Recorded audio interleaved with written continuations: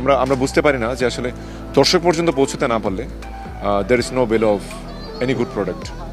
So আমাদের প্রমোশনটা নিয়ে আমি চিন্তিত এবং দেখছি, আমি চেষ্টা করছি আমার জায়গা থেকে কি করা যায়। সিনেমাগুলো দর্শক যারা দেখবে তারা ডেফিনেটলি ছবিটি বারবার দেখতে চাইবে, কারণ আমি যেটা বললাম যে আমার অনেক ছবি ডেফিনেটলি, আমি সব ছবি যে খুব অসাধারণ ছবি করেছি তা নয়।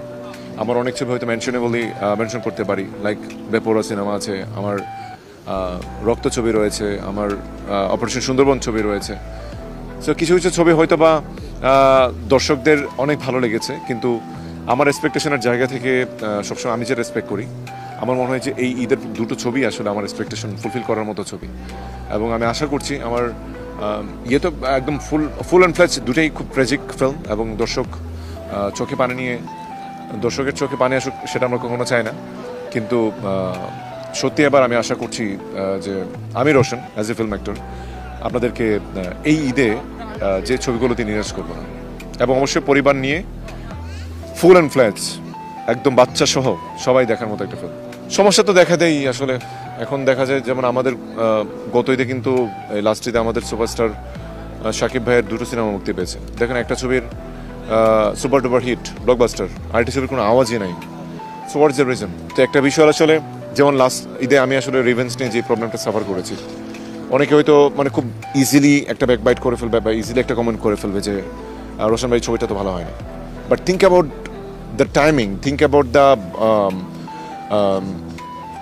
মানে this is the fact actually I was talking about, যে টাইমিং এমন একটা গুরুত্বপূর্ণ বিষয়। দেখুন, যেটা যেই টাইমে আসতে হবে সেটা সেই টাইমে মুক্তি দিতে হবে। নয়তো সাকিব ভাই এত বড় বিগ স্টার, কেন আমাদের ছবিটি ভালো কিছু করতে পারলো না, তাই না? তা ডেফিনেটলি গল্প কথন এবং প্রেজেন্টেশন একটা বড় ইম্পর্টেন্ট বিষয়। সো আমি সেম প্রবলেমগুলো আমার মনে হয় যে প্রতিটা সিনেমাতে আমি সাফার করছি। I feel the lack of professional producer, I feel the lack of professional director, যারা অ্যাকচুয়ালি ছবিটাকে মন থেকে ভালোবেসে ছবিটাকে রিলিজ করতে চায়, যারা মন থেকে ছবিটাকে অ্যাড্রোজের পুরোটা ডেডিকেটেডলি শেষ করতে চায়। সেই জিনিসটা আসলে আমাদের খুবই লিমিটেড, যার জন্য আমরা এই প্রবলেমটা সাফার করছি এবং এটার জন্য ভুক্তভোগী হচ্ছি।